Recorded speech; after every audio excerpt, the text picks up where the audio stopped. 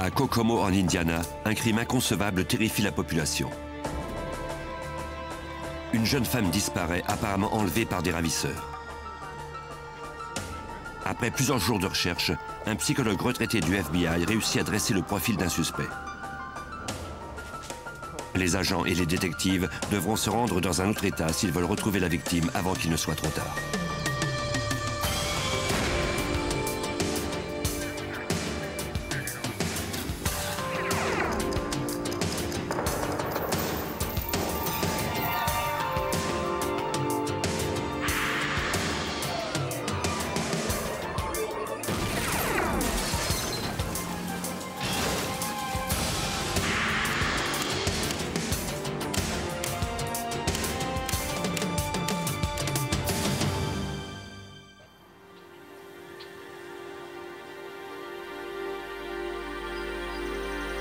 C'était presque l'été à Howard County, en Indiana, en 1998, et déjà une première vague de chaleur déferlait sur cette région rurale.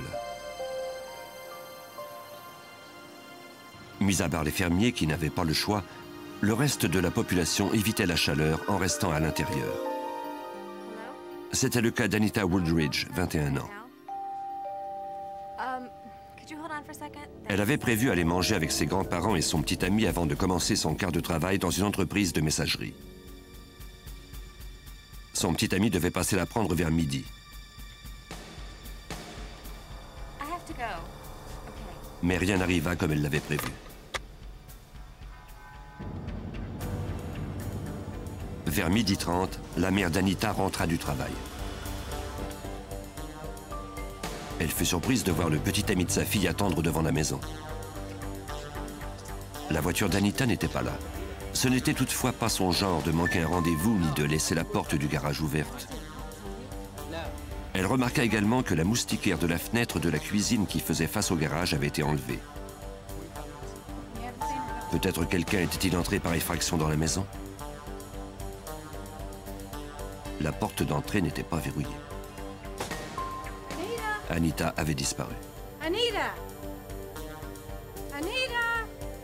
Dans la cuisine, Madame Woodridge aperçut des taches de sang sur la table et le carrelage.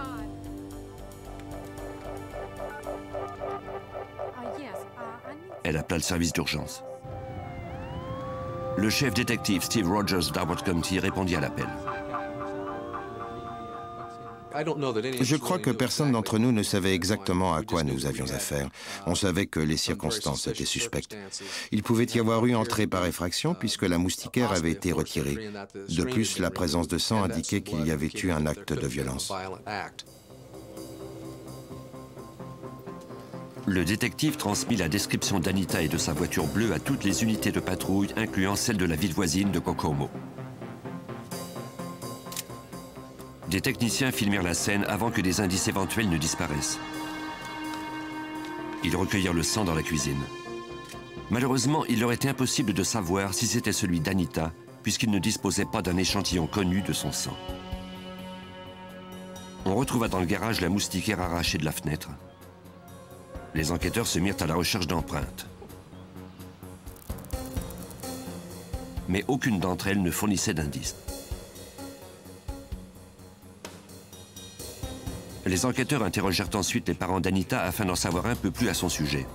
Ceux-ci la décrivirent comme une jeune femme responsable qui avait un emploi stable et qui n'aurait jamais annulé un rendez-vous sans en avertir les personnes impliquées. Cette personne disparue était quelqu'un de responsable qui n'aurait pas dû disparaître ainsi. Au cours de nos entretiens avec les gens de son entourage, comme la famille, on s'est rendu compte qu'Anita n'avait pas de problème à la maison, qui l'aurait incité à prendre le large. Le détective interrogea ensuite le petit ami d'Anita qu'elle fréquentait depuis quelques mois. Celui-ci déclara qu'il était arrivé chez elle vers 11h45 et qu'il se trouvait là depuis 45 minutes quand sa mère était arrivée à son tour. Avant de se rendre chez Anita, il avait été avec des amis jusqu'à 11h. Ainsi, il était impossible de vérifier son emploi du temps au cours des 90 minutes qui avaient précédé l'arrivée de la mère. Il ignorait où Anita pouvait se trouver. Il accepta de se rendre au poste de police pour y être questionné de nouveau si c'était nécessaire. Les autorités examinèrent la chambre à coucher d'Anita.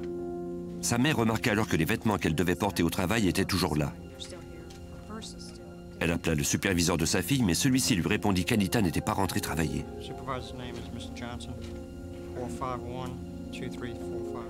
Le détective appela à nouveau pour savoir si Anita avait fini par arriver. Son employeur nous a dit que d'habitude, elle allait même travailler quand elle était malade. C'était une personne très fiable, et le fait qu'elle ne se soit pas présentée à son lieu de travail ce jour-là était suspect. Madame Woolridge déclara que la seule chose qui semblait avoir disparu de la chambre d'Anita était une robe de chambre rouge sur laquelle elle avait fait des travaux de broderie. Les experts judiciaires recueillirent des échantillons de cheveux de la brosse d'Anita en vue d'établir son code génétique.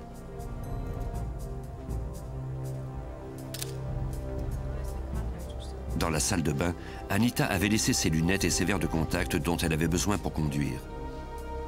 Pourtant, sa voiture et ses clés n'étaient plus là.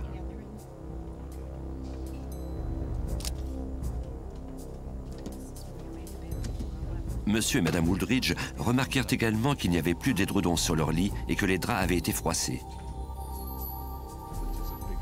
Y avait-il eu un viol?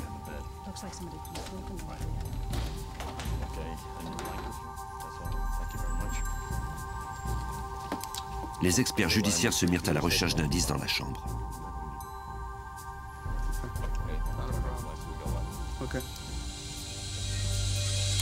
Ils commencèrent par examiner le lit à l'aide d'un éclairage ultraviolet qui fait apparaître les marques éventuelles de sperme sur les draps et les couvertures.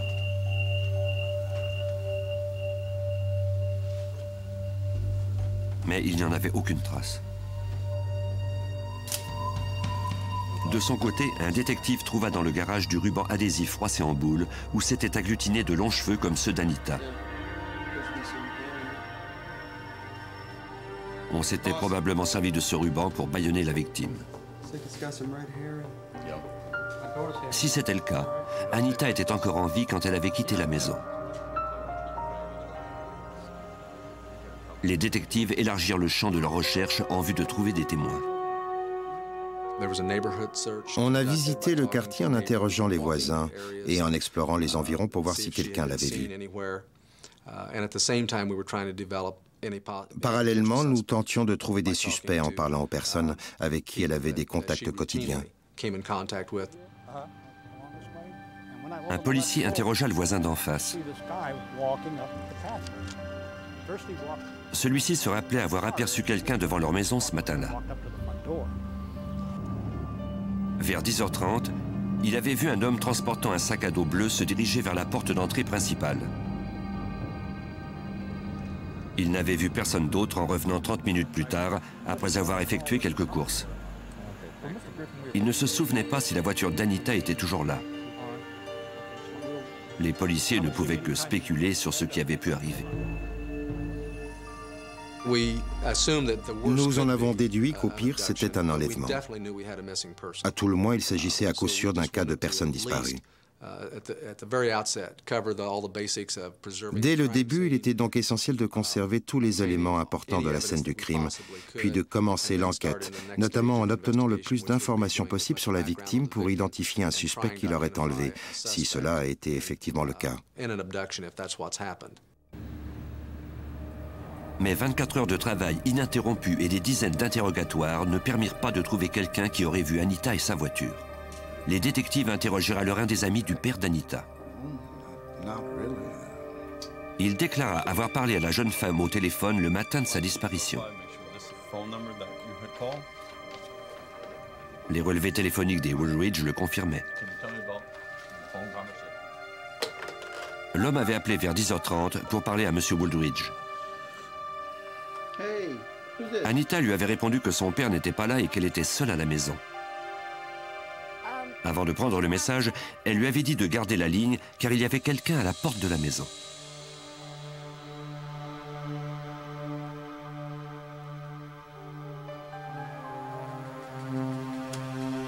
Quand Anita lui parla de nouveau, elle lui dit qu'elle devait partir, mais elle ne lui dit pas qui était venu. Les détectives étaient de plus en plus convaincus qu'il était arrivé quelque chose de grave à Anita. S'il s'agissait d'un enlèvement, on pouvait présumer que le ravisseur chercherait à entrer en contact avec les Woolridge. Des experts mirent leur ligne téléphonique sous écoute. Si le ravisseur appelait, ils seraient prêts. Pendant que de précieuses secondes continuaient de s'écouler, la famille et les amis d'Anita affichèrent sa photo un peu partout dans le secteur. Tous ceux qui disposaient d'informations à propos d'Anita et de sa voiture étaient priés d'entrer en contact avec la police. On appela également les médias pour que la nouvelle se répande au-delà de Kokomo. On surveillait le secteur par voie des airs. Pour aider les policiers dans leur recherche, plusieurs citoyens ratissèrent la région. Dans les secteurs plus isolés de ce comté, il y a beaucoup de petites routes de campagne.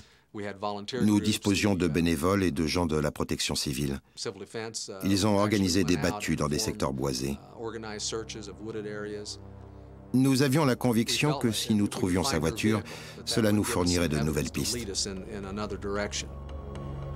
48 heures après la disparition d'Anita, le détective Rogers reçut une information prometteuse de la mère d'une de ses amies. Celle-ci lui dit qu'Anita avait eu des ennuis avec un de ses collègues de travail.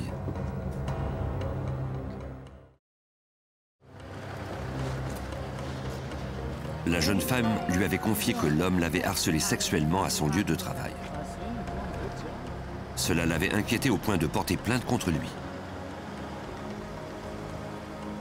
Anita avait ajouté que si jamais on la retrouvait morte dans une benne à ordures quelque part, on saurait qui était le coupable. Les enquêteurs espéraient trouver la jeune femme avant qu'il ne soit trop tard. Chaque heure qui s'écoulait réduisait les chances des policiers de trouver Anita encore en vie.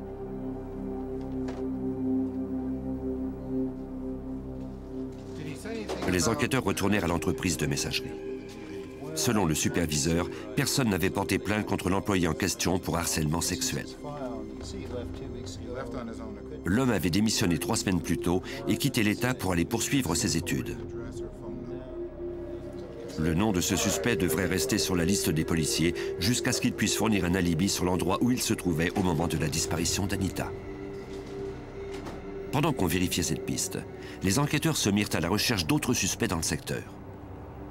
Ils demandèrent à son petit ami de se soumettre au détecteur de mensonges puisqu'il était impossible de corroborer son alibi du matin de la disparition d'Anita. Le test était constitué de 2 questions. Avait-il joué un rôle dans la disparition d'Anita Woolridge? Et savait-il à quel endroit elle se trouvait? Il répondit non à ces 2 questions, mais on découvrit qu'il mentait. Son nom devrait continuer de figurer sur la liste des suspects. On ne disposait toutefois pas d'indices pour le mettre en garde à vue. Après 2 jours de recherche, les enquêteurs n'avaient guère fait de progrès pour retrouver la jeune femme disparue et ses chances d'être encore en vie s'amenuisaient de plus en plus. 2 jours après la disparition d'Anita Woolridge de sa maison en Indiana, les policiers du bureau du shérif d'Howard County avaient dressé une liste de 2 suspects, un ex-collègue de travail et son petit ami. Même si les indices trouvés dans la maison indiquaient qu'elle était encore en vie au moment de son départ, les enquêteurs savaient que le temps jouait contre eux. Ils parlèrent à nouveau aux amis d'Anita dans l'espoir d'en apprendre davantage. La plupart déclarèrent qu'ils ne connaissaient personne qui aurait pu en vouloir à Anita, surtout pas son petit ami. Une de ses copines, qui avait travaillé avec Anita dans un centre sportif 2 ans plus tôt, déclara que celle-ci était gentille avec tout le monde, même avec les clients les plus désagréables.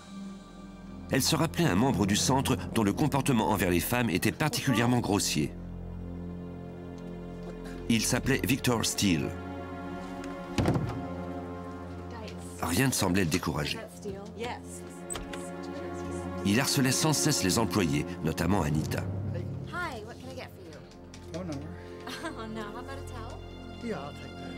Celle-ci rejetait toujours ses avances, selon le détective Steve Rogers. Anita était le genre de personne qui pardonnait facilement. Elle était prête à faire des efforts avec tout le monde et elle avait fait des efforts particuliers pour s'entendre avec cet individu. Mais le comportement de ce client n'avait pas changé et son abonnement au centre n'avait pas été renouvelé. Les amis d'Anita se souvenaient que Victor Steele vivait alors à Howard County. Les enquêteurs vérifièrent ses antécédents. Quand on nous a fourni ce nom, on a vérifié dans les dossiers des agresseurs sexuels et découvert qu'il avait été inculpé pour un enlèvement à Monroe County. Si ma mémoire est bonne, c'était en 1984. Même si le détective Rogers ignorait si Steele avait été en contact avec Anita au cours des 2 dernières années, il croyait que c'était le suspect le plus prometteur jusque-là.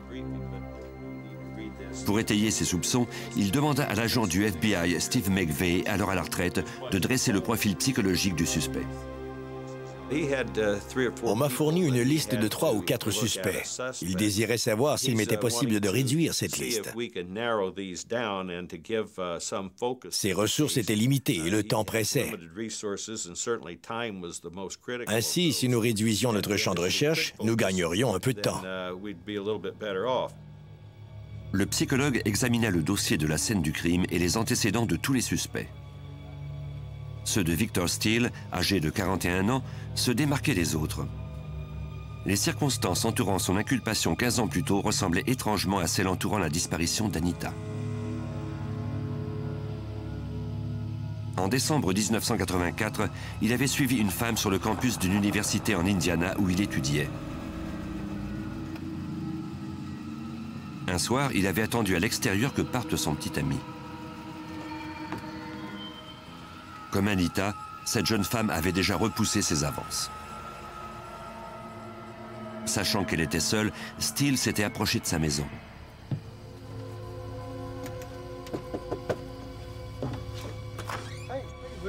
Lorsque l'étudiante ouvrit la porte, Steele en profita pour s'introduire chez elle.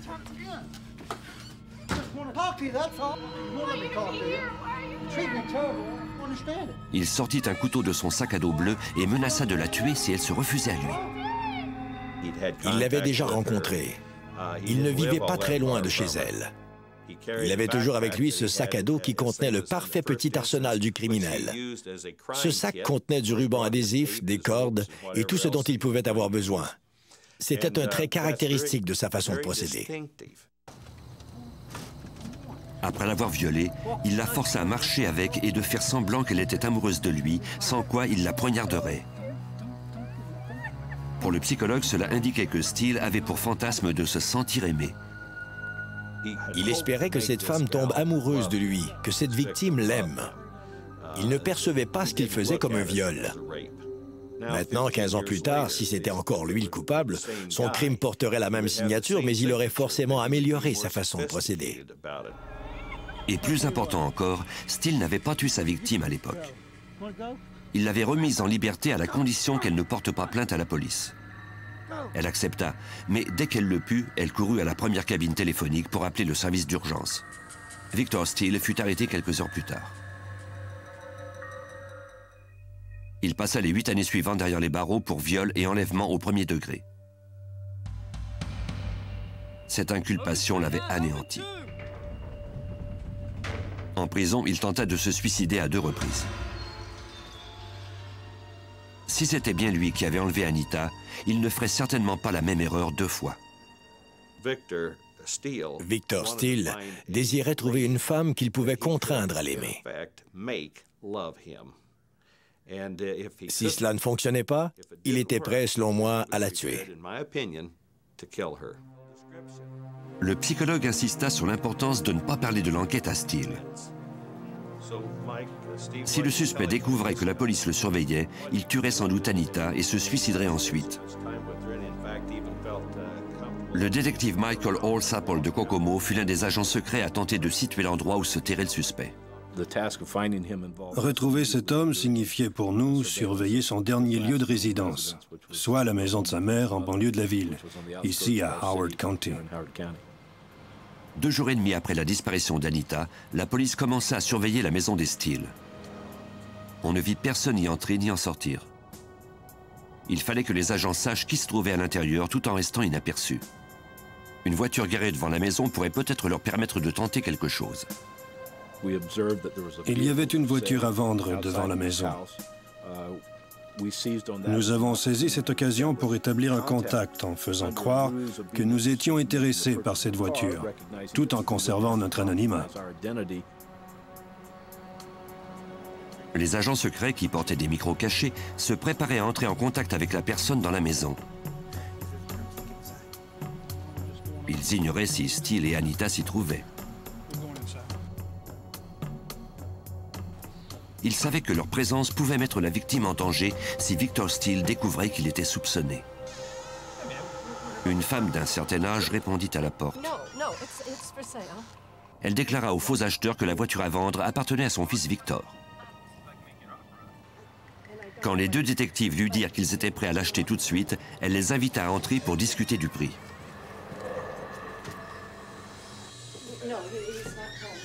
Elle déclara que son fils était parti vivre au Wisconsin quelques semaines plus tôt.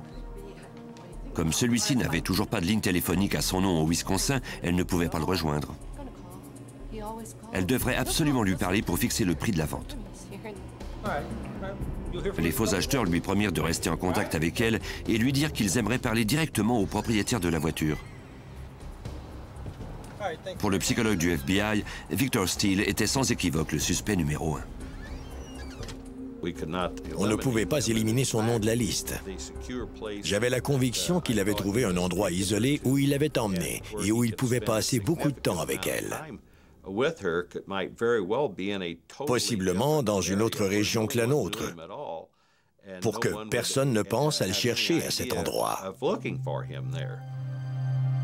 Des policiers en civil surveillaient la maison 24 heures par jour. Pendant ce temps, d'autres membres de l'équipe obtinrent discrètement des informations sur Steele. Ils apprirent qu'il ne travaillait pas et qu'il possédait un pick-up rouge. Personne ne savait toutefois où il vivait. Plus les jours passaient et plus on exerçait des pressions sur le chef détective Steve Rogers d'Howard County pour retrouver le suspect et sa victime. Nous voulions retrouver cette jeune femme en vie. Les gens comptaient sur nous et nous disaient « Vous ne pouvez rien faire ». Nous n'avions pas l'autorisation de parler de ce qu'on faisait et des plans établis. Nous ne devions pas divulguer la moindre information. Par les relevés des cartes de crédit de Victor Steele, on découvrit qu'il avait loué le pick-up en Indiana quelques jours avant le crime. Les données obtenues du locateur du véhicule indiquaient qu'il avait parcouru 1450 km.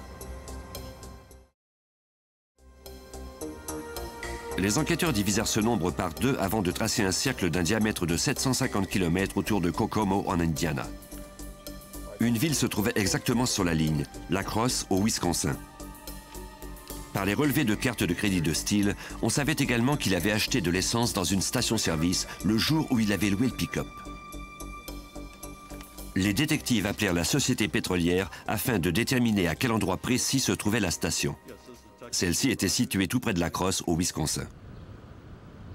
Les enquêteurs avisèrent le FBI que Victor Steele avait vraisemblablement franchi les limites de l'État avec sa victime. L'agent spécial David Fitzgerald du bureau du FBI d'Eau Claire au Wisconsin fut assigné à l'affaire. Nous avons pu leur offrir la possibilité d'affecter, si nécessaire, d'autres agents à cette affaire pour faire enquête partout dans l'État du Wisconsin. Et si l'enquête devait nous mener hors du Wisconsin, le réseau du FBI nous permettrait de faire appel à des ressources dans tout le pays pour soutenir les responsables locaux de l'enquête. 6 jours après la disparition d'Anita Woodridge, âgée de 21 ans, on trouva sa voiture bleue près de sa maison dans une rue résidentielle d'Howard County. Elle n'était qu'à quelques kilomètres de la maison des Steele. La voiture n'était pas verrouillée et la clé était toujours dans le contact. Les enquêteurs craignaient de trouver le corps de la jeune femme dans le coffre du véhicule.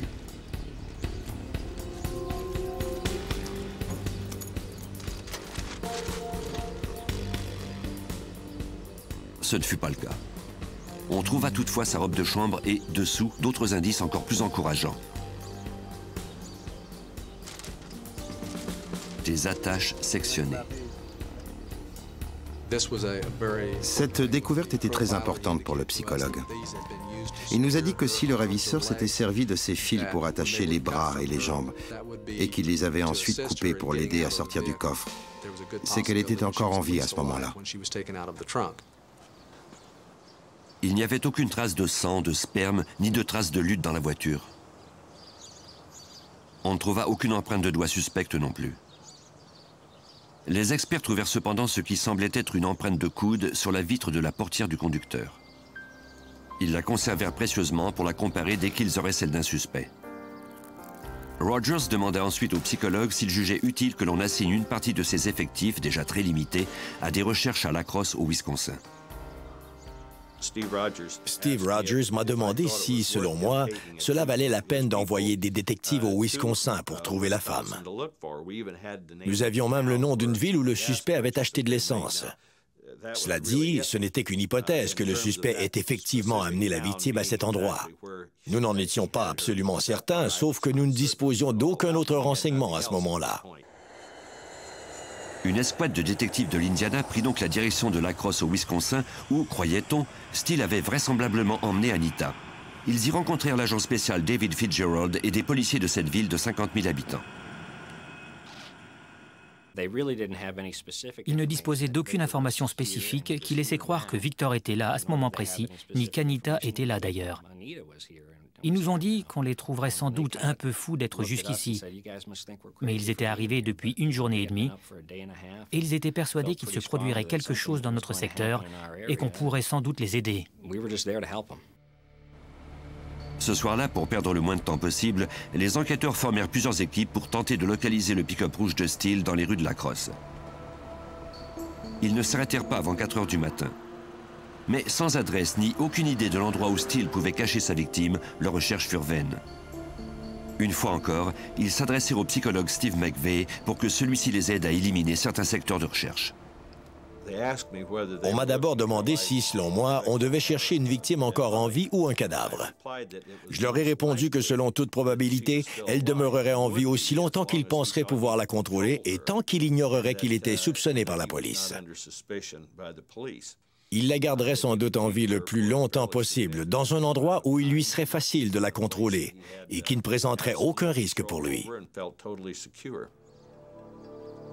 Les enquêteurs s'accrochaient à l'espoir qu'une semaine après son enlèvement, Anita Wooldridge était encore en vie. 7 jours après la disparition d'Anita Wooldridge de sa maison de banlieue en Indiana, les autorités croyaient qu'elle était peut-être encore en vie. Victor Steele, déjà inculpé pour un viol par le passé, était soupçonné de la détenir à La Crosse au Wisconsin, même si le chef détective Steve Rogers ne pouvait pas le prouver et qu'il ignorait l'endroit précis où se trouvait le suspect. Nous avions encore de l'espoir qu'elle soit encore en vie, mais nous ignorions si c'était bien le cas. Nous avons joué le tout pour le tout. Nous nous sommes rendus dans cette ville, nous y avons établi un poste de commandement. Nous voulions être prêts à recevoir toute information sur l'endroit où il se cachait. Pour obtenir ces informations, des détectives en civil portant des micros cachés retournèrent chez la mère de Steele à Howard County. Ils réitérèrent leur intérêt d'acheter la voiture du suspect en espérant que sa mère saurait où il était et le leur dirait. Le détective Michael Holzapple de Kokomo était conscient des risques qu'il courait. Notre principale préoccupation venait du fait que si Victor Steele apprenait que nous tentions d'obtenir des informations sur lui, il pourrait tuer la victime. Par conséquent, cela mettait sa vie en danger. C'était un risque qu'on devait toutefois prendre.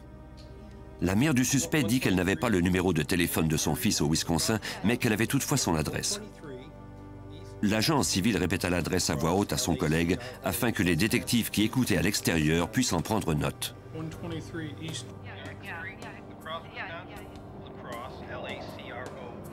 Ceux-ci appelèrent immédiatement leur chef, Steve Rogers, au bureau du FBI de La Crosse au Wisconsin.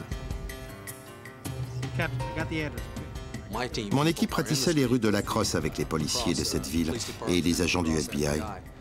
Je leur ai transmis l'information en leur demandant « Y a-t-il une rue Clinton à La Crosse ?» Ils m'ont regardé étrangement en me disant « Oui ».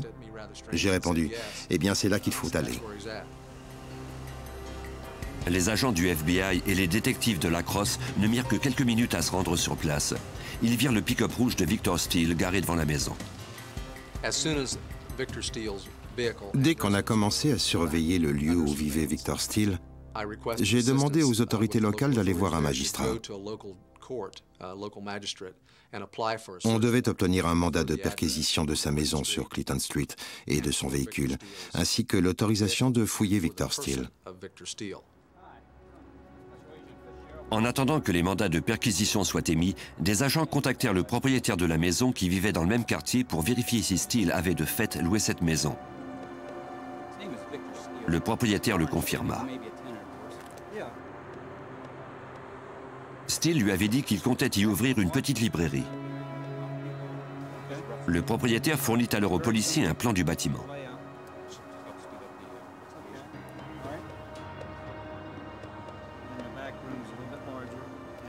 Il donna également aux agents du FBI une clé de la porte d'entrée. Mais avant de faire quoi que ce soit, les agents consultèrent à nouveau l'expert des sciences comportementales pour tenter de déterminer quelles étaient les chances qu'Anita soit détenue dans l'immeuble. Le psychologue Steve McVeigh les mit en garde. Si la victime était bien là, il serait difficile de la sortir de la maison saine et sauve. Ils se demandaient s'ils devaient faire irruption dans la maison et si la victime était effectivement là. J'étais sûr qu'elle s'y trouvait et qu'elle était surveillée très étroitement par lui. Selon moi, il y avait une chance sur deux pour que le ravisseur la tue et se suicide par la suite si les policiers faisaient irruption dans la maison. Il était impossible de savoir qui se trouvait à l'intérieur. Mais si les policiers attendaient trop longtemps, il serait peut-être trop tard. On a essayé d'établir le meilleur plan possible, mais on était conscient que le temps, si précieux, continuait de filer. On ignorait s'il était préférable d'attendre en continuant la surveillance ou si l'on devait entrer de force dans la maison. On s'est décidé lorsque l'un de nous a aperçu Victor Steele quitter la maison. Après une semaine de recherche, les enquêteurs virent le suspect pour la première fois. Il monta à bord de son véhicule et quitta les lieux. L'équipe de surveillance, qui trouvait dangereux de l'arrêter pour l'interroger, décida tout de même de le prendre en filature. Un des dangers que nous courions, c'était le fait qu'Anita puisse être gardée ailleurs que dans cette maison. Steele pouvait très bien ne pas vouloir coopérer avec nous, ne pas retourner à l'endroit où se trouvait Anita, et nous ne la reverrions jamais en vie. Les agents virent Steele entrer dans une cour à bois.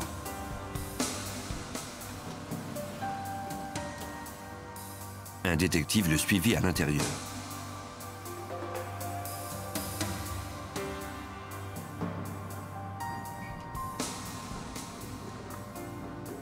Steele semblait vouloir acheter des planches.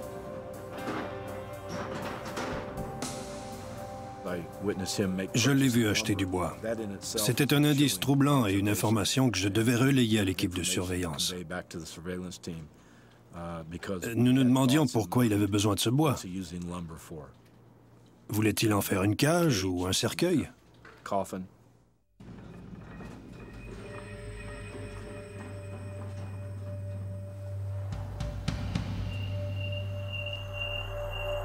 Le détective transmit l'information aux autres enquêteurs.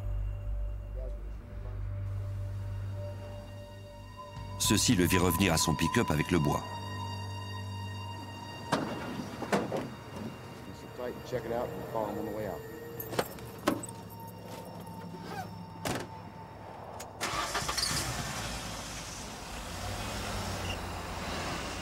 La filature reprit quand il démarra.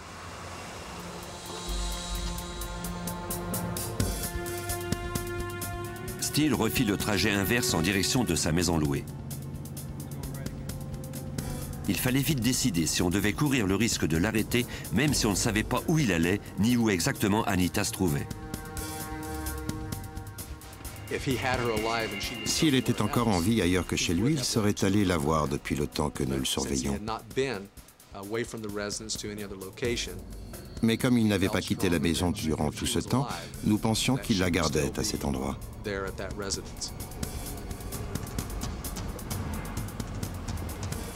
Les policiers décidèrent d'empêcher Steele de retourner chez lui.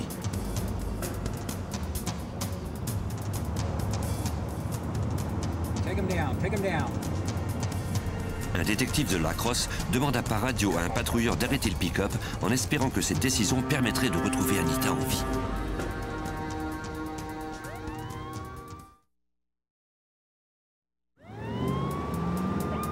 Huit jours après l'enlèvement d'une jeune femme en Indiana, le FBI et les autorités policières arrêtèrent leur principal suspect à La Crosse, au Wisconsin. Ils croyaient que Victor Steele détenait Anita Wooldridge dans une maison louée, mais ils n'avaient encore aucune preuve à l'appui de leur présomption, et ils ignoraient si elle était encore en vie. Comme on manquait de preuves pour procéder à l'arrestation du suspect, un patrouilleur de La Crosse lui demanda de ranger son pick-up au bord de la route pour une simple vérification. L'agent spécial David Fitzgerald du FBI s'approcha alors et demanda au suspect s'il accepterait de collaborer à l'enquête. Il n'était pas en état d'arrestation et je ne voulais pas qu'il le croie non plus. Je ne disposais pas d'un motif raisonnable à ce moment-là pour arrêter Steele. Je voulais seulement discuter un peu avec lui. Steele accepta de collaborer avec le FBI et il accompagna l'agent à son bureau. Cet agresseur sexuel reconnu déclara ne rien savoir de l'enlèvement d'Anita Wooldridge et mentit quand on lui demanda son adresse. Steele nous a dit qu'il croyait avoir été arrêté par les policiers parce qu'il avait négligé de s'inscrire auprès des autorités du Wisconsin comme étant un criminel sexuel reconnu. Il a dit qu'il était ici au Wisconsin depuis quelques jours à peine et qu'il dormait dans son pick-up. Devant la maison louée de Steele, d'autres enquêteurs s'apprêtaient à entrer. Ils n'attendaient que l'autorisation d'un juge pour perquisitionner la maison. L'attente fut pénible pour le détective Michael Holzapfel. Le moment le plus angoissant de cette enquête a été l'attente du mandat de perquisition en préparation au poste de commandement. Nous avions mis la main au collet de Steele. Il n'était plus une menace pour quiconque. Mais nous ne savions pas dans quel état se trouvait Anita à ce moment-là. Les policiers obtinrent enfin leur mandat. L'escouade utilisa la clé fournie par le propriétaire. Les policiers devaient être le plus prudents possible, car l'endroit était peut-être piégé. Ils examinèrent toutes les pièces, notamment le sous-sol. Avant d'y entrer, ils signalaient chaque fois leur présence. Malheureusement, personne ne répondit à leurs appels. Peut-être s'était-il trompé après tout. Au bureau du FBI de La Crosse, un détective et un agent spécial poursuivaient leur interrogatoire de Victor Steele. Le suspect admit avoir connu une femme du nom d'Anita qui travaillait dans un centre sportif, mais il ajouta qu'il ne l'avait pas vue depuis très longtemps. Sans la coopération de Steele, les enquêteurs savaient bien qu'ils ne retrouveraient sans doute jamais la jeune femme. Et malheureusement, il manquait de preuves pour l'arrêter. Steele a déclaré qu'il ne pouvait d'aucune façon aider les enquêteurs. Il a mentionné le fait qu'il n'était pas en état d'arrestation, mais seulement en détention provisoire, et il nous a demandé de le relâcher.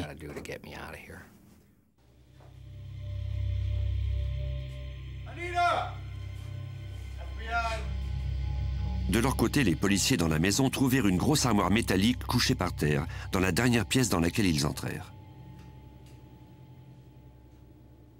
Les portes de l'armoire étaient maintenues fermées avec un manche à balai et un couteau. Nous n'avons pas échangé de paroles à ce moment-là, mais il était évident pour nous tous qu'il nous fallait être prudents, car ça pouvait être un piège. Nous ne voulions détruire aucun indice non plus, mais nous devions absolument ouvrir cette armoire. Les membres de l'équipe croyaient que leur recherche d'Anita, morte ou vive, venait de prendre fin. Il ne semblait pas y avoir de piège sur l'armoire. Aucun bruit ne s'en échappait non plus.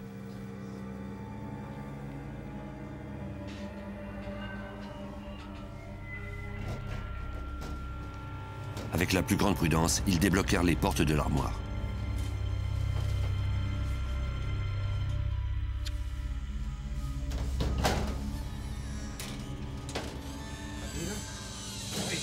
Après 8 jours, Anita était toujours en vie.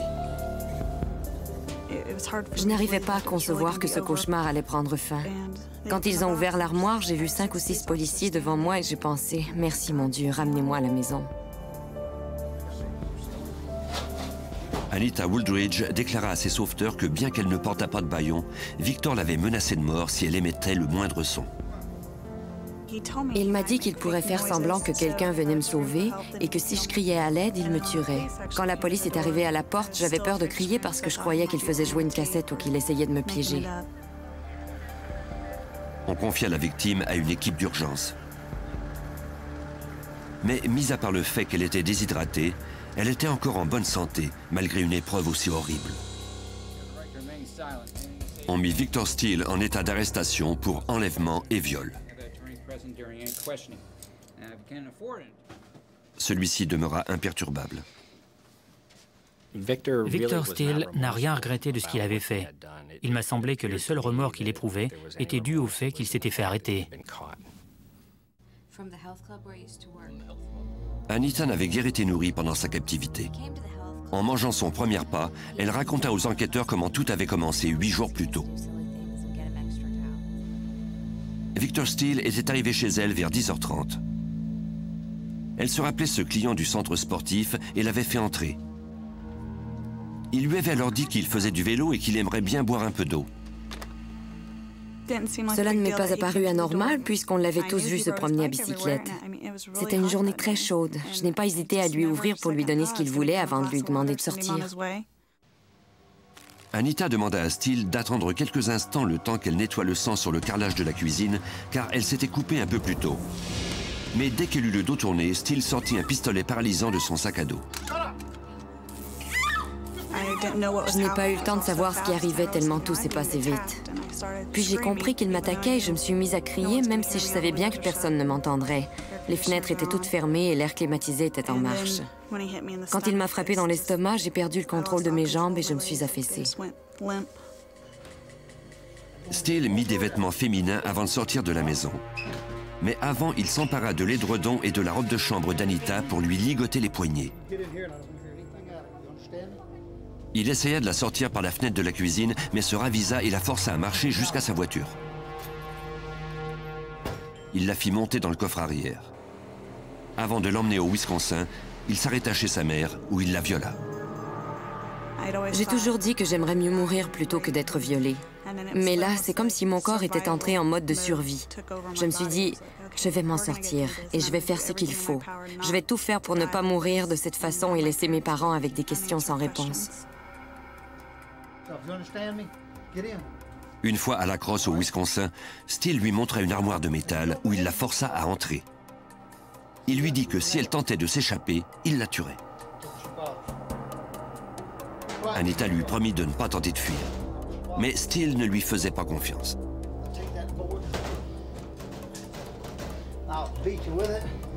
Il déposa une pièce de 25 cents sur le dessus de l'armoire afin de savoir si elle tentait de sortir de sa prison. Je n'aimais pas être enfermée, mais quand j'étais dans cette armoire, il ne me touchait pas. C'était terrorisant quand je l'entendais ouvrir la porte, parce que je savais qu'il me forcerait à jouer à certains de ses jeux ou qu'il me violerait. La seule idée de le voir me terrorisait.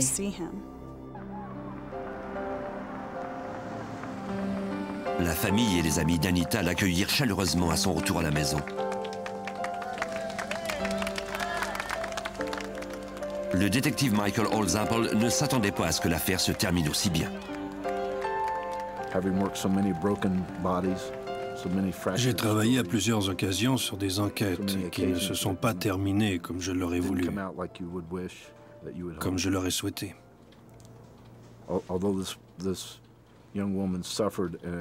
Cette jeune femme a subi une épreuve incroyable.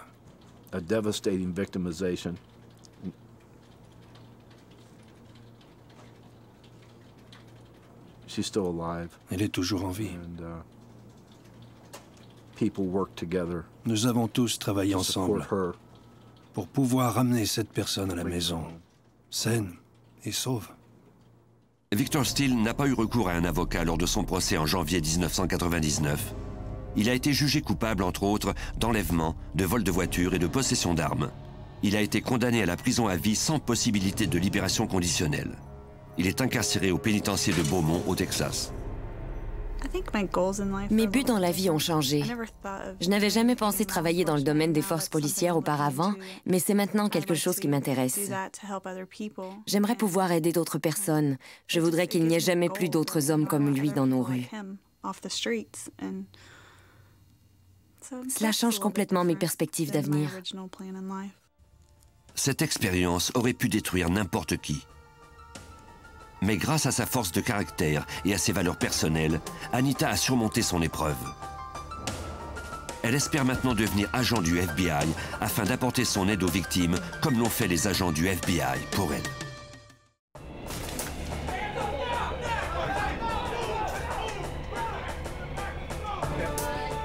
En juillet 1997, un triple homicide sème la terreur dans la population de la capitale des États-Unis. Les enquêteurs ne trouvent ni suspect ni mobile à cette attaque. Le service de police métropolitain de Washington devra faire appel à l'expertise du FBI pour rendre justice aux victimes de ces meurtres gratuits.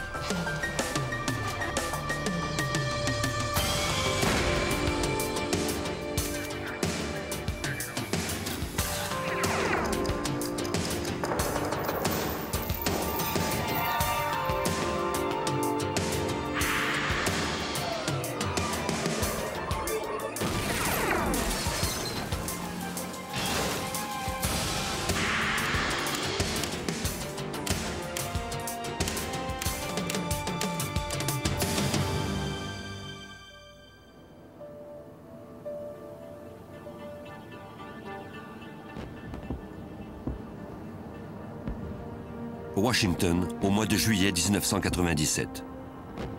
C'était le long week-end de la fête nationale des Américains. Des milliers de visiteurs affluaient de partout pour voir les monuments et participer aux célébrations d'Independence Day. Le lundi matin 7 juillet, la fête était terminée. Les résidents du quartier de Georgetown s'apprêtaient à commencer leur semaine de travail.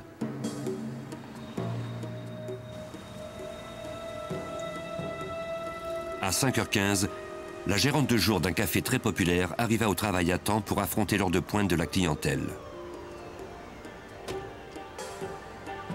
Elle fut surprise de voir la voiture de la gérante de soir encore garée dans le stationnement. Normalement, le café devait être fermé depuis 20h la veille.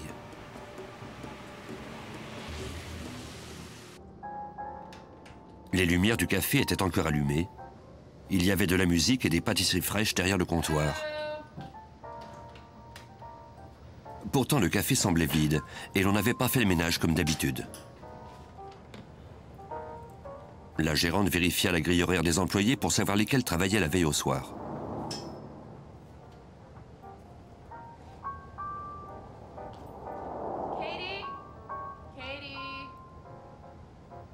Elle se rendit ensuite dans l'arrière-boutique à la recherche de ses collègues pour trouver une explication à tout cela. Elle y trouva leur cadavre.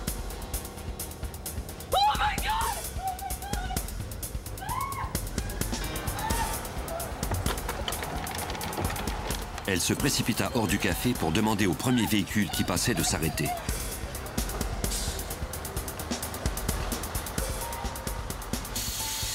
Il s'agissait d'un autobus de la ville. Le chauffeur appela la police.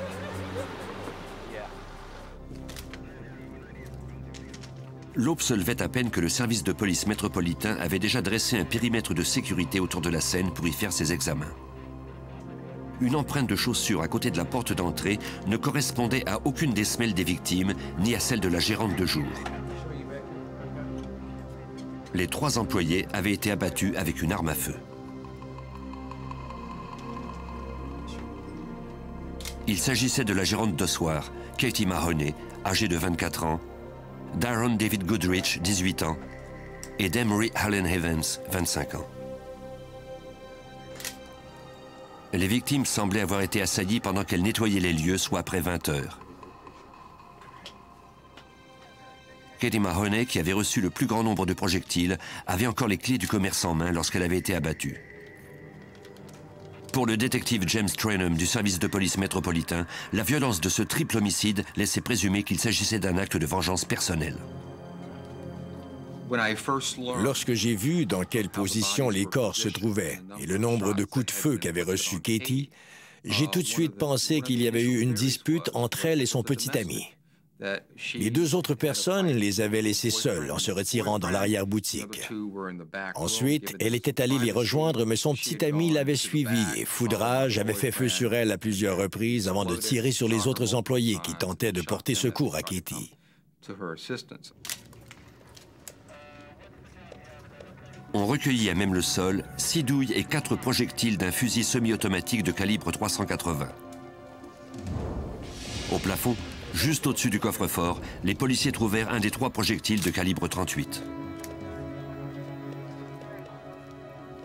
Les nombreux coups de feu provenant de 2 armes différentes laissaient croire qu'il y avait eu au moins 2 tireurs. Le détective Trenum pensa alors qu'il s'agissait peut-être d'un vol qui avait mal tourné. Quand on a découvert que 2 armes avaient été utilisées et que les meurtriers avaient tiré un coup de feu de semonce au plafond, au-dessus du coffre-fort, on a pensé qu'il s'agissait peut-être d'un vol. Mais est-ce que tous les indices trouvés pointaient vers cette hypothèse? Absolument pas. S'il s'agissait d'une tentative de vol, les tireurs avaient sans doute été saisis de panique parce qu'ils étaient repartis les mains vides. Ils n'avaient pas touché à la caisse ni tenté de forcer la porte du coffre-fort. Un reçu indiquait que l'un des employés avait acheté 500 grammes de café à 20h40, ce qui signifiait que les 3 victimes étaient encore en vie 40 minutes après la fermeture du commerce. Les détectives interrogèrent un témoin qui s'était arrêté au café vers 21h15 ce soir-là. Il avait aperçu 2 des jeunes hommes à l'intérieur en train de nettoyer les lieux. Comme la porte était verrouillée, le passant était parti en se disant qu'il était arrivé trop tard. D'autres passants déclarèrent aux détectives qu'ils s'étaient arrêtés au café vers 21h30. Vers 21h30, plus d'une personne s'est présentée à la porte, qui n'était pas verrouillée. Elles sont entrées et ont regardé autour. Elles ont constaté que le ménage était commencé, mais comme personne ne répondait à leur appel, elles en ont déduit que les employés étaient à l'arrière et elles sont parties. En nous fiant à ces informations, nous en avons déduit que le triple homicide avait été commis entre 21h15 et 21h30. Selon la gérante de jour, les portes avant et arrière étaient pourtant verrouillées à son arrivée. Et sans la clé, il était impossible de verrouiller ces portes. La cruauté avec laquelle les meurtres avaient été commis fut encore plus évidente lors de l'autopsie des victimes. Katie Mahoney avait reçu 5 projectiles. Dans le cas d'Emery Allen Evans, on avait tiré 3 fois sur lui. Quant à Aaron David Goodrich, on avait tiré sur lui une seule fois, mais le projectile lui avait transpercé le cœur et les poumons. L'autopsie confirma qu'on avait utilisé 2 armes à feu différentes. Ces meurtres ne manquèrent pas d'attirer l'attention du public.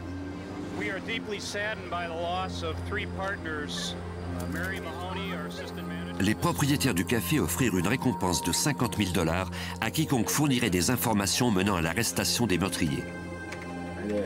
Les appels se mirent à affluer. Certains affirmèrent qu'il s'agissait de meurtres motivés par le racisme. D'autres croyaient qu'ils étaient reliés au fait que Katie avait travaillé à la Maison-Blanche pendant un certain temps. Il était plus vraisemblable que les meurtriers avaient un complice parmi les victimes et qu'ils l'avaient tué après qu'il les eût fait entrer. Le fait qu'on n'ait pas volé l'argent soulevait beaucoup de questions. Pourquoi ce triple homicide avait-il été commis dans ce café? Que s'était-il passé sur la scène du crime? Après avoir examiné les antécédents des employés et nous être fait une idée de ces personnes, nous avons facilement pu éliminer plusieurs hypothèses. Pour que l'enquête soit bien axée sur les bonnes cibles, le détective demande à l'aide de son ami l'agent spécial Brad Garrett du bureau du FBI de Washington. Trenum a confiance en l'expertise de l'agent Garrett depuis plusieurs années. J'ai analysé quantité de scènes de crime. J'ai étudié la personnalité et le comportement des victimes aussi bien que des agresseurs. J'abordais cette affaire avec des yeux neufs. Vous savez, il n'y avait rien d'extraordinaire. Mais James respecte mon opinion et il m'a simplement demandé de jeter un coup d'œil à cette affaire. Le lendemain, les enquêteurs retournèrent au café à la recherche d'autres indices. Ils remarquèrent qu'il n'y avait aucune caméra de surveillance. De plus, l'alarme électronique était hors circuit le soir du crime. La serrure de la porte d'entrée fonctionnait parfaitement et la porte n'avait pas été forcée. Peut-être les meurtriers étaient-ils entrés à l'aide d'une clé puisque la porte avait été verrouillée après les meurtres. Les enquêteurs tentaient de reconstituer les événements avec les rares indices dont ils disposaient. L'équipe nettoyait sans doute encore les lieux vers 21h15, au moment où, vraisemblablement, les meurtriers avaient fait irruption dans le restaurant. Ils avaient sans doute forcé immédiatement les employés à aller dans l'arrière-boutique où se trouvait le coffre-fort.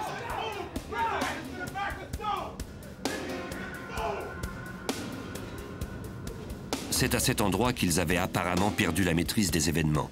Le projectile qui s'était logé au plafond semblait avoir été tiré comme un signal d'avertissement pour capter l'attention des gens présents.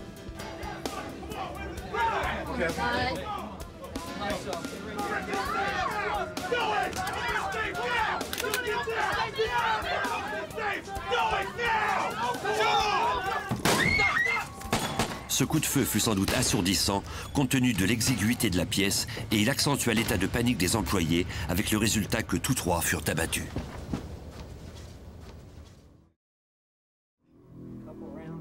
Les enquêteurs en conclurent que le mobile des tireurs était plus vraisemblablement le vol que le meurtre.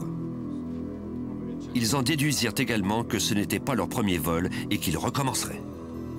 Il est plutôt rare que des vols se terminent par le meurtre des gérants ou des clients d'un magasin. Je n'étais pas à la recherche de gangs meurtriers. Je cherchais plutôt des groupes qui font irruption quelque part, l'arme à la main, et prêts à user de violence. Encore une fois, il est fréquent que ces individus sortent leurs armes au cours d'un vol.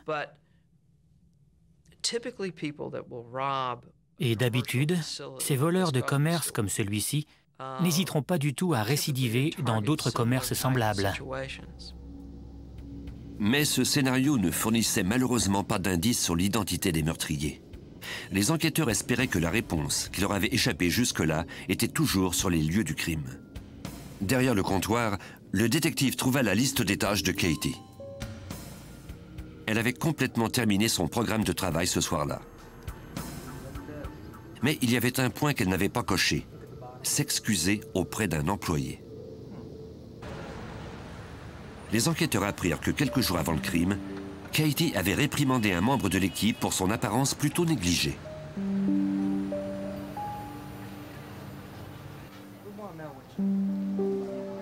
Celui-ci déclara qu'il ne gardait aucune rancune à son endroit. Il ajouta que Katie était très sensible et qu'elle s'était sans doute sentie coupable d'avoir été aussi directe à son égard, mais il ne lui en voulait aucunement.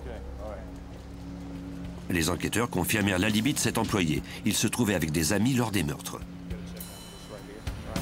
C'était encore une impasse. Le détective Trenholm examina soigneusement la façon de procéder en usage chez les employés de ce restaurant. Il découvrit qu'une autre personne était venue à 2 heures du matin. Nous avons découvert que le livreur de pâtisserie était venu dans la nuit. Comme il présumait que la porte était verrouillée, il s'est servi de sa clé pour l'ouvrir et laisser la commande, puis il a verrouillé en sortant. C'était pour cette raison que la porte était verrouillée à l'arrivée de la gérante de jour. Cette livraison expliquait le fait que la porte d'entrée était verrouillée, mais elle ne disait pas comment les meurtriers étaient parvenus à entrer. 3 jours après le triple homicide, les enquêteurs ne disposaient toujours pas d'indices sur l'identité des meurtriers. Et ceux-ci couraient toujours en liberté.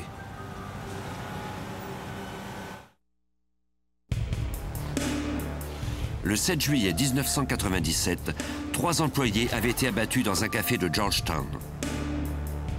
La direction de cette chaîne de restaurants, de même que de nombreux commerces, offrirent une récompense de 100 000 $ pour toute information pertinente. C'était la plus importante récompense offerte dans l'histoire de Washington. Comme cette récompense avait été largement médiatisée, elle engendra de nombreuses fausses pistes. Pour l'agent spécial Brad Garrett, éliminer toutes les fausses rumeurs fait partie du travail. Une des choses qu'on doit faire dans ce genre d'enquête, c'est garder plusieurs balles en l'air en même temps, comme un jongleur. Pendant qu'on examinait le profil des victimes, celui d'employés insatisfaits, de ceux qui s'étaient fait congédier, on devait aussi enquêter du côté des bandes de voleurs. Simultanément, nous devions parler de l'affaire aux détectives du service des homicides de la région métropolitaine pour voir si quelqu'un qu'ils connaissaient pouvait correspondre au profil. Malgré tous leurs efforts, les policiers n'avaient toujours pas trouvé de piste solide après 2 mois et demi. Puis, le 27 septembre, les détectives du service des homicides reçurent un appel anonyme. Leur interlocuteur déclara que 2 personnes étaient impliquées dans cette fusillade. L'un d'eux se prénommait Carl. Il ignorait son nom de famille, mais il le décrivit. C'était un jeune homme noir dans la mi-vingtaine, mince. Le détective Trenum nous raconte. Il nous a dit que Carl vivait sur la rue Gallatin. Il nous a décrit l'endroit et a ajouté que Carl vivait là avec sa mère, sa femme et leur enfant. Il possédait une voiture d'un bleu particulier. Selon lui, si quelqu'un affirmait tout autre chose, il avait tort ou mentait. L'homme promit de rappeler la police dès qu'il en saurait davantage. Les enquêteurs vérifièrent les enregistrements de toutes les personnes qui possédaient une voiture sur la rue Gallatin à Washington. Sur les quelques 1200 pâtés de maison, un certain Carl Cooper possédait une voiture bleue.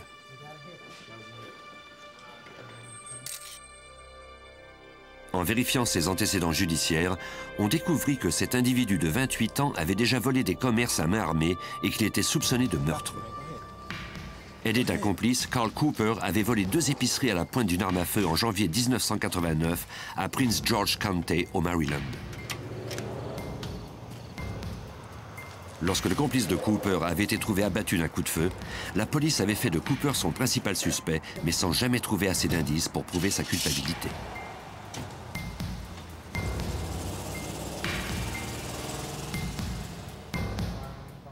Compte tenu de son dossier criminel et tout autant de l'appel anonyme, Carl Cooper en devenait le principal suspect pour le triple homicide du café.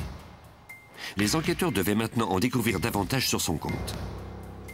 L'agent spécial Brad Garrett obtint un mandat l'autorisant à surveiller la ligne téléphonique de Cooper. Ce genre de système nous permet d'obtenir les numéros de téléphone, des appels reçus et des appels à l'extérieur. Il ne nous permet pas d'entendre les conversations, mais nous donne le numéro chaque fois qu'on en compose un.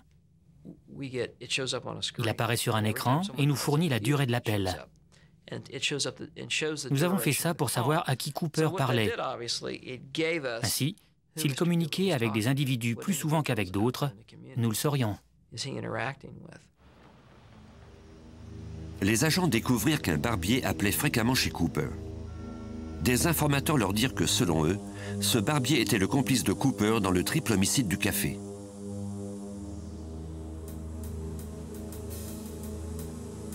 Afin de recueillir le plus d'informations possible sur Cooper et ses relations, des agents se déguisèrent en réparateurs de lignes téléphoniques pour surveiller sa maison.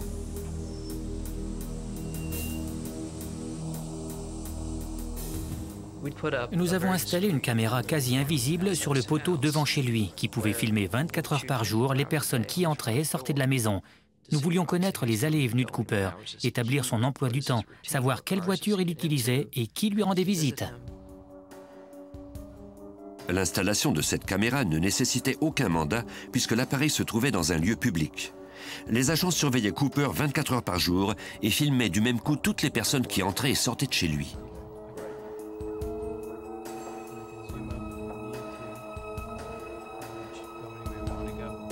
Ils identifièrent sa femme et son enfant. Mais les agents ne surveillaient pas que sa maison.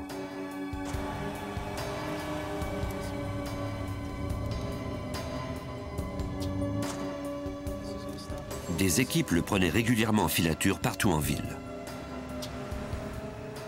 Carl Cooper rendait fréquemment visite au salon de coiffure où son présumé complice travaillait.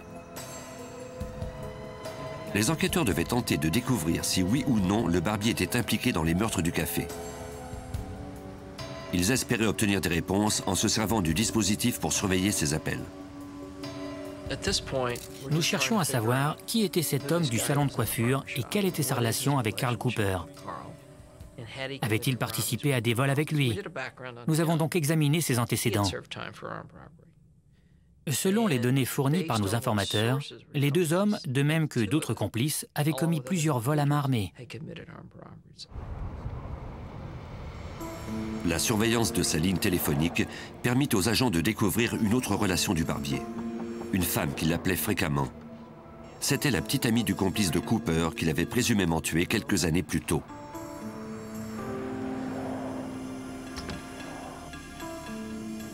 Elle déclara que Cooper, le barbier et son petit ami étaient tous amis au moment de la mort de ce dernier.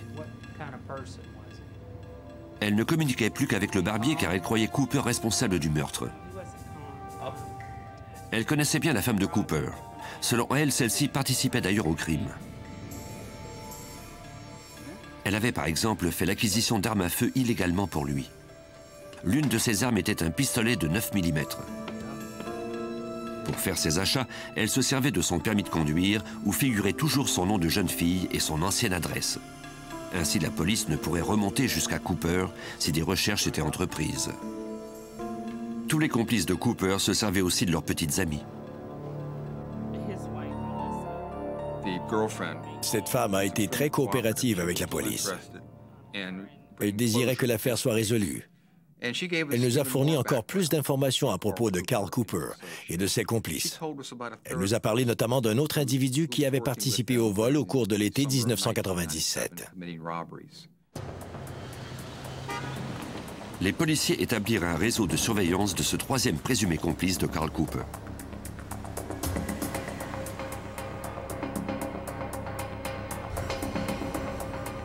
C'était un revendeur de crack de deuxième ordre. S'il savait quelque chose sur les meurtres, Cooper pouvait miser sur son silence, compte tenu de toutes ses activités criminelles compromettantes. Les autorités avaient l'intention de l'arrêter après lui avoir acheté de la drogue et voulaient ensuite le forcer à dire tout ce qu'il savait du suspect. Mais cela prendrait plusieurs semaines, voire quelques mois, pour gagner sa confiance et lui acheter suffisamment de crack pour le faire accuser de vente de drogue. Si on l'arrêtait trop vite, les charges contre lui ne seraient pas assez graves pour le convaincre de coopérer avec la police. D'ici là, les enquêteurs ne disposaient d'aucune preuve pour faire inculper Carl Cooper du triple homicide du café. Plus le temps passait, et plus il était difficile de coincer le suspect.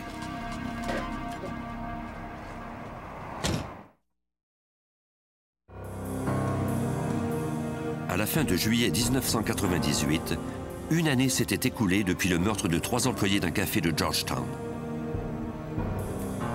Le FBI et la police métropolitaine de Washington croyaient que Carl Cooper, 29 ans, et au moins un de ses complices étaient responsables de ces homicides, même s'ils ne disposaient encore d'aucune preuve.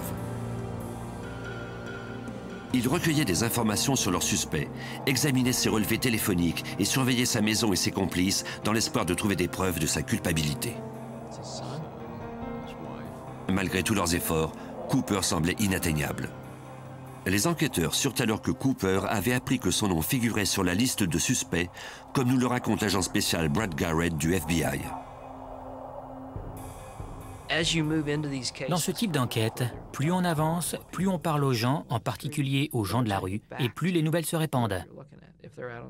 C'est ce qui s'est produit. Cooper a su très vite que la police et le FBI étaient à sa recherche. Le FBI et la police métropolitaine n'étaient pas les seules forces de l'ordre à recueillir des informations sur Cooper. Dans le comté voisin de Prince George au Maryland, le sergent Joseph McCann enquêtait sur la tentative de meurtre d'un policier pour laquelle Cooper était soupçonné. Le sergent disposait lui aussi d'une informatrice et celle-ci souhaitait dire au FBI tout ce qu'elle savait à propos de Cooper. L'informatrice et Cooper avaient fait plusieurs vols à main armée ensemble. Elle était alors incarcérée pour l'un de ces vols. Elle le connaissait donc très bien.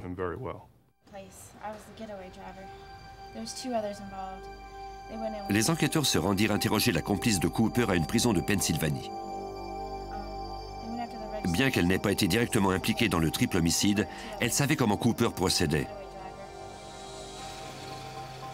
Elle décrivit aux agents le vol d'une pizzeria auquel elle avait participé en 1996 et que Cooper avait organisé. Elle était derrière le volant de la voiture qui devait servir à prendre la fuite. Son petit ami, de même que le barbier et Cooper, participaient tous à ce vol. Elle ajouta que Cooper avait 2 armes sur lui quand il était entré dans le restaurant, comme toujours.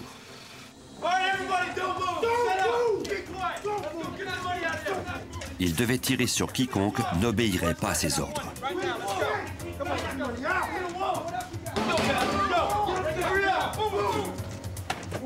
Ce soir-là, il n'eut pas besoin de se servir de ses armes. La bande prit l'argent dans la caisse et les porte-monnaies des clients avant de prendre la fuite.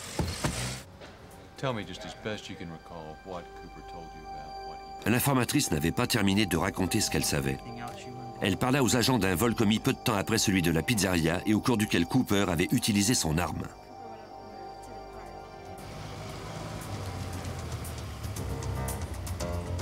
Cette fois, Cooper avait sur lui un pistolet de 9 mm et un revolver de calibre 38 volé.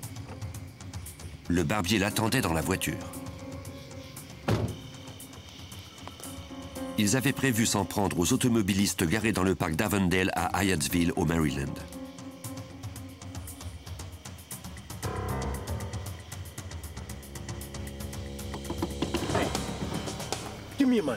Mais Cooper ignorait que l'homme qui l'avait attaqué était un policier de l'État en congé.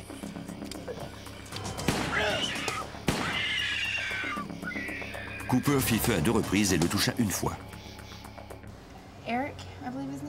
L'informatrice ajouta que Cooper lui avait raconté cette histoire quand il avait appris le lendemain en écoutant les nouvelles que l'homme sur lequel il avait tiré était un policier. Heureusement, celui-ci avait survécu à l'attaque. On effectua quelques vérifications et l'on confirma les déclarations de l'informatrice. Dans mon esprit et dans celui du procureur, elle nous avait fourni suffisamment d'informations pour que l'on puisse le faire accuser de racket sous la loi RICO, c'est-à-dire que nous avions affaire à un réseau de crimes organisés qui commettait des actes violents dans divers États et volait des commerces. Grâce aux informations que nous avions jusque-là, nous pensions qu'il serait possible de mettre Cooper en accusation en vertu de la loi RICO et d'inclure dans cette mise en accusation le triple meurtre du restaurant.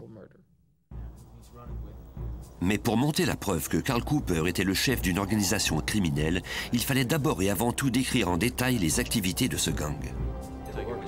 Le FBI obtint le mandat les autorisant à mettre la ligne téléphonique de Cooper sous écoute. Maintenant, on pourrait enregistrer ces conversations. Le mandat de perquisition autorisait également le FBI à doubler le numéro du téléavertisseur de Cooper. Ainsi, si quelqu'un l'appelait, le téléavertisseur d'un agent sonnerait aussi. Une fois tout cela mis en place, le détective Trenholm eut l'idée de provoquer une conversation entre Cooper et ses complices.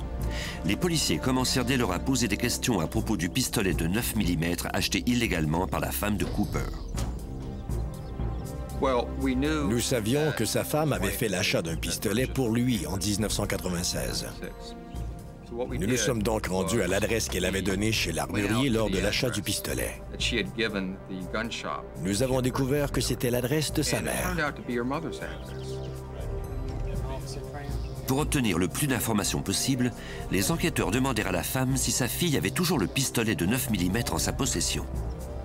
Ils ajoutèrent qu'ils devaient en vérifier le numéro de série, car l'arme pouvait avoir servi à commettre un crime. La femme déclara qu'elle n'avait pas parlé à sa fille à la suite d'une dispute qu'elles avaient eue peu de temps auparavant. Les enquêteurs étaient persuadés qu'elle mentait. Nous retournions vers notre voiture à moins de 20 mètres de la maison lorsque le téléavertisseur de Carl s'est mis à sonner. Le message qu'on y laissait était le numéro 911, soit celui du service d'urgence. Nous avons compris que nous venions de toucher notre cible.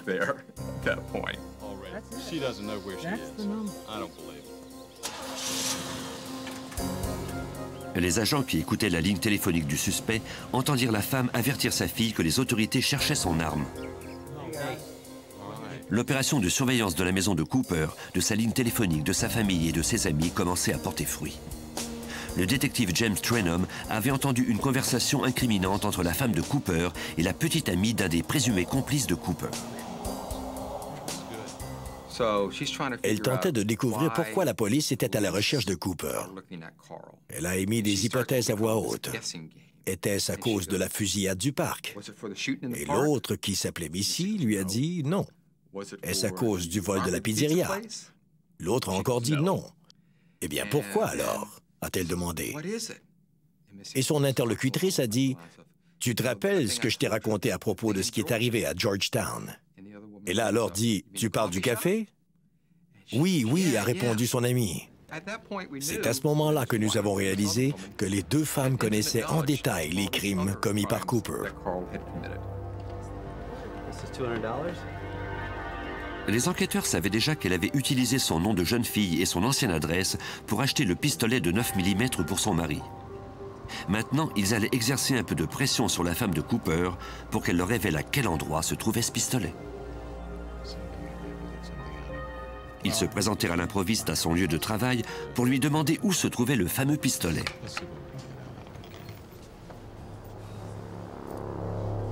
Selon le détective James Trainum, ils la prirent complètement au dépourvu et c'était exactement ce qu'ils avaient cherché à faire. Quand elle nous a vus, c'était comme si elle avait frappé subitement un mur de briques. Son visage a changé du tout au tout. Elle s'est mise à trembler et semblait très nerveuse. Et nous, évidemment, nous restions calmes et lui répétions « Madame Cooper, nous ne comprenons pas pourquoi vous êtes si contrariée. Il s'agit d'une simple vérification. » La femme de Cooper leur dit qu'elle avait toujours le pistolet de 9 mm, mais qu'il était dans un entrepôt du Maryland. Elle accepta de rencontrer les détectives plus tard le même soir chez son grand-père et de leur remettre alors l'arme.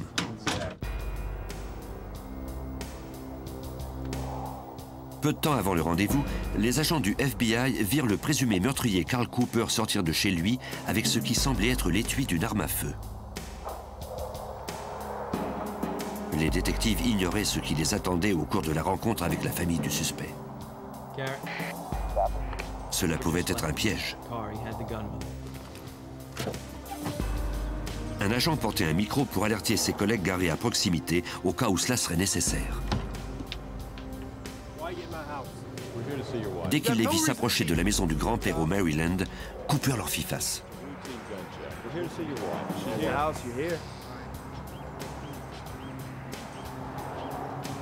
Il les accusa de harceler sa femme, mais il ne les empêcha pas d'entrer dans la maison.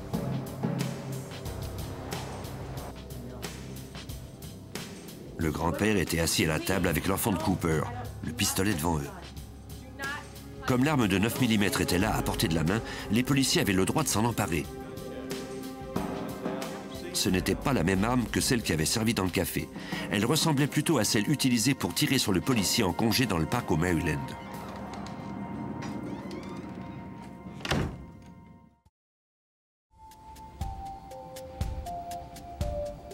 Les agents acheminèrent l'arme au laboratoire balistique où l'on procéda à des tirs d'essai avant de comparer les projectiles à ceux recueillis sur le policier blessé. Les rayures laissées sur les projectiles au moment du coup de feu ne se ressemblaient pas. Toutefois, les marques produites par la tige d'éjection sur les douilles étaient identiques à celles recueillies sur la scène du crime. Les experts en conclurent que le canon avait été changé ou modifié, mais ils s'entendaient tous pour dire que cette arme avait sans contredit été utilisée pour tirer sur le policier, comme nous le raconte le sergent Joseph McCann. Quand nous avons reçu le rapport du service balistique et que nous avons confirmé que l'arme enregistrée au nom de la femme de Cooper avait bien servi à faire feu sur un policier en congé de Prince County, l'enquête a alors pris une nouvelle tournure. À partir de là, tout s'est précipité. Même si les enquêteurs disposaient enfin d'indices sur la culpabilité de Cooper dans ce crime, ils n'avaient guère de preuves pour le faire accuser du triple homicide de Georgetown ni de racket. L'agent spécial Brad Garrett et son équipe se tournèrent alors vers un des présumés complices de Cooper, le vendeur de crack que la police surveillait depuis plusieurs mois.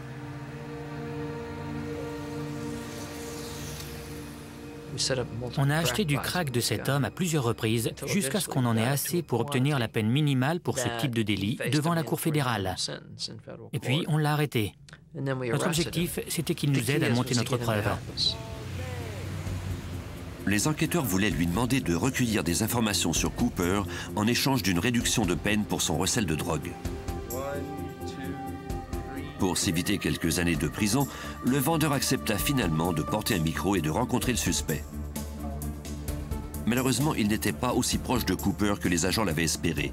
Cependant, il avait des relations étroites avec un autre des présumés complices de Cooper, son ami, le barbier.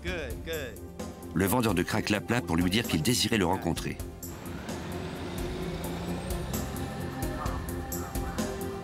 Leur conversation était enregistrée.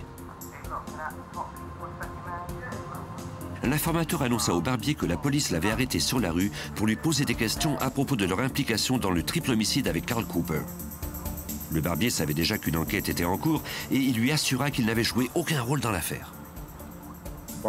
Le barbier a chuchoté au vendeur de drogue. « Écoute, je sais que Carl l'a fait. Il m'a appelé la veille et m'a demandé de l'accompagner, mais il ne m'a jamais rappelé. J'avais accepté, mais il ne m'a pas redonné ses nouvelles. Puis le lendemain, bang, ils étaient tous morts. »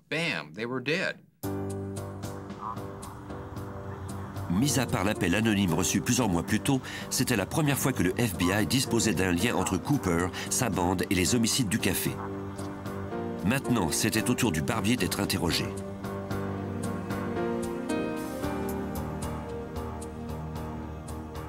Les agents espéraient qu'il fournirait assez de preuves pour qu'on puisse arrêter le meurtrier.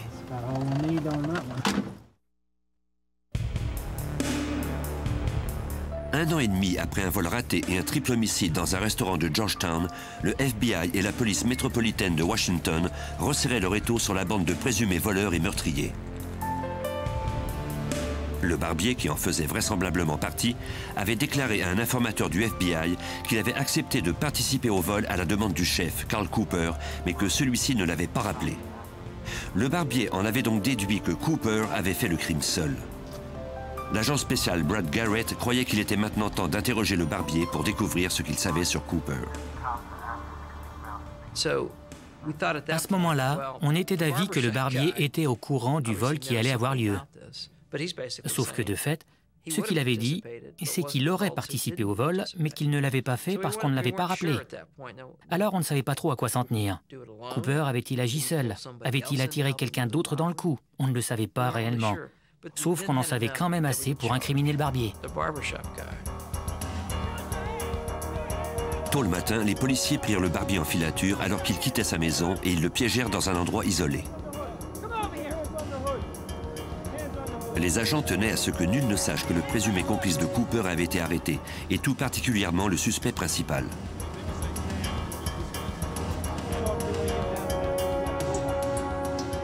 Le barbier se rendit sans opposer de résistance et fut conduit au bureau du FBI pour y être interrogé.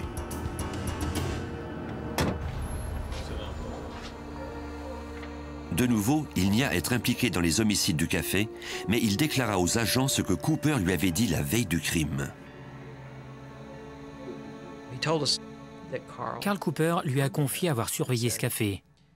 Il lui a aussi dit « Ils n'ont pas de caméra de surveillance et pourtant, ils font beaucoup d'argent. Je veux voler ce commerce. » Et le barbier lui aurait alors répondu qu'il ferait le coup avec lui. Le barbier répéta que Cooper ne l'avait pas rappelé par la suite. À sa connaissance, le chef de leur bande n'avait pas de complice pour faire ce coup. Même si le barbier n'avait pas participé au meurtre du café, les autorités en avaient assez sur son compte pour le faire accuser de complot en vue de commettre un vol à main armée. Dans l'espoir d'obtenir la clémence des autorités, le barbier accepta de dire ce qu'il savait sur le suspect. Le 1er mai 1993, Cooper et lui avaient commis leur premier crime ensemble. Le barbier n'avait aucune arme à feu, mais Cooper lui avait promis de lui en trouver une. Ils avaient repéré un gardien de sécurité devant un immeuble de Washington. Cooper s'était approché de lui sans faire de bruit. Lorsque le gardien avait tenté de se saisir de son arme, Cooper avait tiré sur lui et après l'avoir tué, il lui avait pris son arme. Carl a couru vers le barbier, puis ils se sont enfuis. C'était un meurtre dont nous ne savions rien jusque-là. Nous avons inclus cette affaire d'homicide dans notre acte d'accusation sous la loi RICO. Le barbier se rendait bien compte que les agents du FBI voulaient neutraliser Cooper au plus vite. Il accepta de le rencontrer avec un micro caché sur lui. Le barbier fit monter Cooper dans sa voiture et les agents les suivirent dans un secteur où la circulation était un peu moins dense. Tout en parlant avec le barbier, Cooper ne cacha pas sa colère d'être harcelé par la police.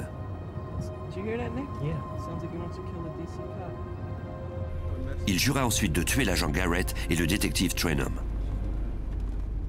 Il a alors dit qu'il avait aperçu Brad Garrett dans la rue et qu'il l'avait suivi pendant un moment.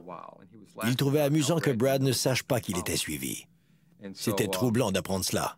Nous savions alors qu'il fallait arrêter Carl Cooper au plus vite. Il ne fallait plus courir de risques inutiles. Quelques jours plus tard, les détectives décidèrent de l'arrêter pour la fusillade du policier au Maryland.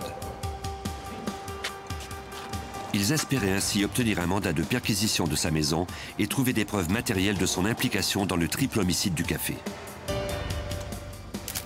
Chez lui, les policiers trouvèrent des lunettes de ski, des uniformes de policiers et des munitions de divers calibres. Mais rien de tout cela ne prouvait que Cooper avait tué les 3 employés du café.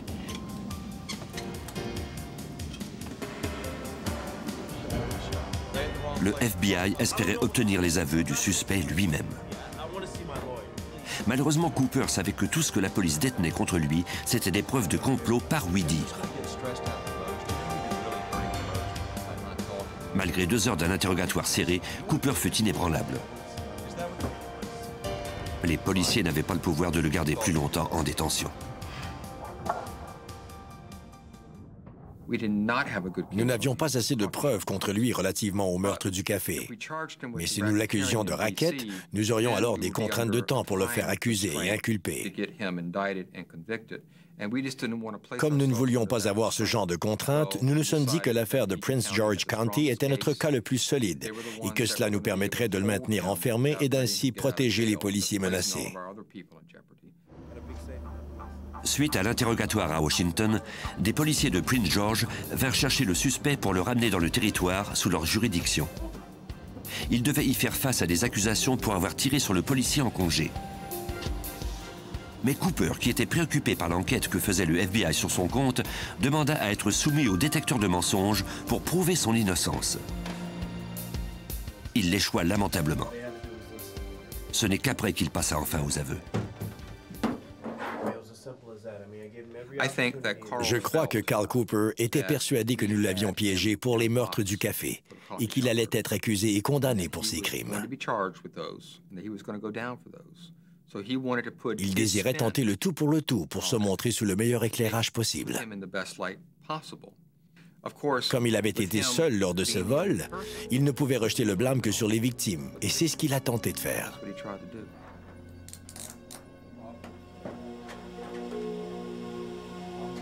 Cooper fit 3 dépositions, chaque fois prenant un peu plus de blâme sur ses épaules. Au cours de sa dernière déposition, il reconnut avoir l'entière responsabilité des meurtres du café. Il avait planifié ce vol et décidé de le commettre après avoir surveillé le commerce pendant un certain temps.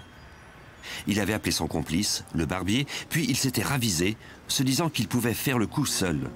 Il voulait procéder entre le moment de la fermeture du commerce et celui où les employés rentraient chez eux.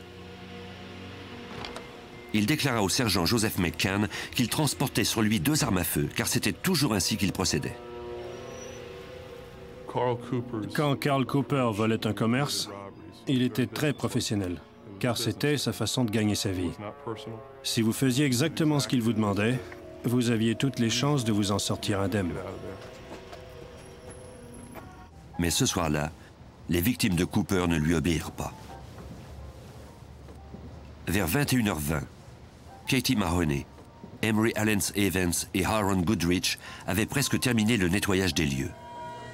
Pour une raison que l'on ignora sans doute pour toujours, lorsque Cooper arriva au restaurant, la porte n'était pas verrouillée. Il ordonna aux employés de se rendre dans l'arrière-boutique où se trouvait le coffre-fort. Toujours selon Cooper, la gérante tenta de prendre la fuite. Il tira alors un coup de feu au plafond pour qu'ils obéissent à ses ordres. Cooper commençait à perdre la maîtrise de la situation et du même coup son sang-froid. Il tua la gérante en premier. Ensuite, il abattit les 2 autres employés.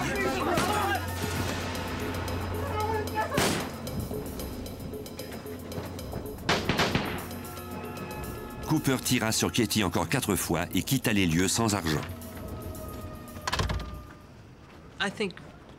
Tout le monde était très surpris qu'un seul individu ait commis ces crimes. Cela dépasse l'entendement. Comment peut-on entrer dans un commerce et tuer 3 employés pour un simple vol?